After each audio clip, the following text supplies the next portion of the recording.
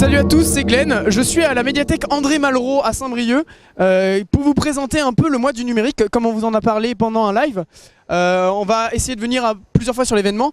La baie des geeks, c'est pendant tout le mois dans les médiathèques de la baie de Saint-Brieuc, quelques activités autour du numérique, de la pop culture, etc. Donc on s'est dit que ce serait pas mal de porter l'événement avec Skinwell. Donc on va vous faire quelques vidéos, on va vous mettre quelques images et tout, et on va essayer d'interviewer quelques personnes pendant tout le mois. Ça dure du coup du 1er avril jusqu'au 31 et même il y a quelques trucs qui se passent encore début mai.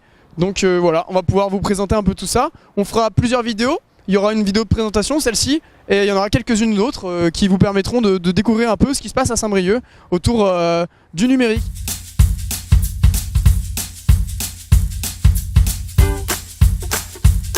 Bon du coup voilà, on est dans la salle d'études où il y a en ce moment, et du coup je crois qu'il y a plusieurs sessions de tournois entre guillemets de cartes Magic. Alors je suis avec un joueur expérimenté qui va nous expliquer un peu ce que c'est pour ceux qui ne connaissent pas. Moi je connais un petit peu, mais voilà, donc je vais poser quelques questions. Magic, déjà en global, qu'est-ce que c'est? Alors en global, c'est un jeu de cartes à collectionner et à jouer. C'est un jeu de stratégie. Comment est-ce que je pourrais résumer ça? Le but du jeu, on va dire, c'est que chaque joueur est un sorcier qui possède son grimoire de sorts. Il va pouvoir invoquer ses créatures et lancer ses sorts, et il doit battre l'adversaire avec ses sorts à sa disposition. Donc on est sur un jeu de 1 contre 1. Il y a d'autres formats, mais oui, le format le plus classique, c'est 1 contre 1. Ok, d'accord. Donc c'est un jeu de cartes assez basique en soi à la base, mais qui comporte vraiment beaucoup de précision et qui demande une certaine connaissance du jeu en fait. Exactement, il y a des mécaniques extrêmement subtiles, il y a des cartes qui paraissent, on va dire, pas très fortes au départ du jeu, alors que quand on commence à avoir de l'expérience, on se rend compte qu'elles sont très très fortes. Voilà, il y a effectivement des mécaniques à apprendre sur le temps, et l'expérience fait beaucoup dans ce jeu, en tous les cas. On connaît un petit peu, pour tous les gens qui s'intéressent un petit peu, il y a le jeu Hearthstone sur mobile, etc. qui a explosé. Qu'est-ce qu'en pensent les joueurs de Magic? Moi je sais qu'il y en a qui pensent que c'est quand même vachement plus simple et beaucoup plus...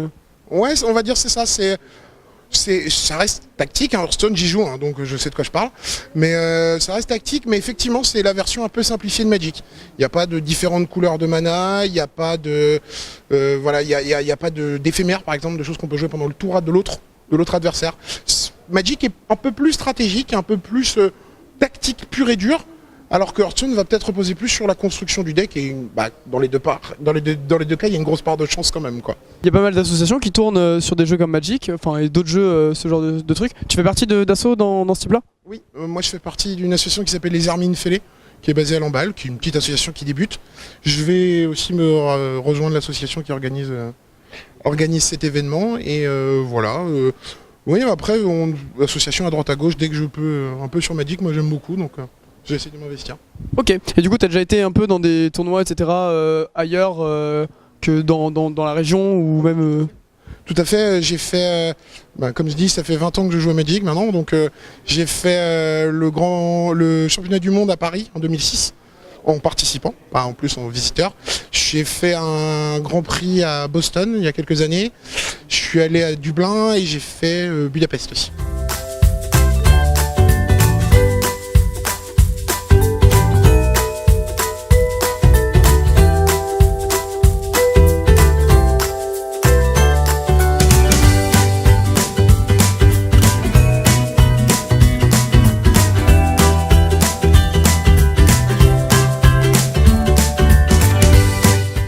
Alors, re-bienvenue à la médiathèque André Malraux à Saint-Brieuc. Je suis en compagnie des deux personnes principales qui sont occupées du coup de l'organisation de la baie des geeks pour cette bibliothèque en tout cas. Et du coup, je vais leur poser quelques questions. C'était une volonté pour vous d'organiser un événement un peu numérique et jeune dans un espace comme la bibliothèque de Saint-Brieuc? Oui, tout à fait. Pour nous, d'accueillir un public peut-être pas habitué aux bibliothèques, qui soit jeune et puis qui a envie de moments conviviaux et ludiques, comme on peut le voir ici. Ça n'a pas été trop compliqué à organiser un mois complet sur ce thème-là? Ça a été long. Disons que l'idée est née il y a 1 an.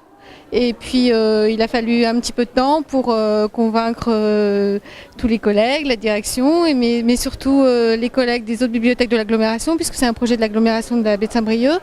Et puis tout mettre en place, aller voir les partenaires, mais ça c'est fait. Il faut s'y prendre un petit peu avant. Ok, aujourd'hui c'est la deuxième journée du coup, ça a commencé ce samedi 1er avril. Est-ce que pour l'instant vous êtes plutôt content de ce que ça donne ? Ouais, on est très satisfait, on a plein de personnes nouvelles, c'est très joyeux, il y a plein d'activités qui marchent très bien, on est très très contents. Hélène, peut-être tu peux... C'est l'occasion, oui. Non, c'est l'occasion de vivre vraiment la bibliothèque autrement, et je pense que pour nous c'est une expérience aussi qui est riche d'enseignement, parce que c'est vrai que ce qui est intéressant, c'était un petit peu un pari quand même cette idée, parce qu'on savait pas comment ça allait, comment l'équipe allait s'en emparer, et c'est vrai que l'équipe a vraiment joué le jeu. La proposition d'ouvrir aujourd'hui un dimanche, c'est venu de l'équipe qui s'est dit pour faire quelque chose qui est vraiment de l'allure pour l'ouverture, il faut qu'on soit ouvert le dimanche, et je trouve que ça nous apprend aussi une autre manière de faire notre métier, en s'ouvrant vraiment davantage, toujours à ce qui se passe autour, aux associations. Là on a beaucoup travaillé du coup avec des associations, des commerçants de Saint-Brieuc. C'est aussi nous apprendre à lâcher prise et à quelque chose qui est parfois un petit peu moins réglé, comme du papier à musique, plus qu'on a l'habitude de faire dans nos actions culturelles. Alors cela dit, ça demande quand même une organisation très importante qui a été l'œuvre de Nathalie. C'est beaucoup Nathalie qui a porté ça. Mais voilà, c'est vrai que voilà, professionnellement c'est aussi très intéressant. Et je pense que c'est le début d'autres expériences qu'on tentera régulièrement, je pense.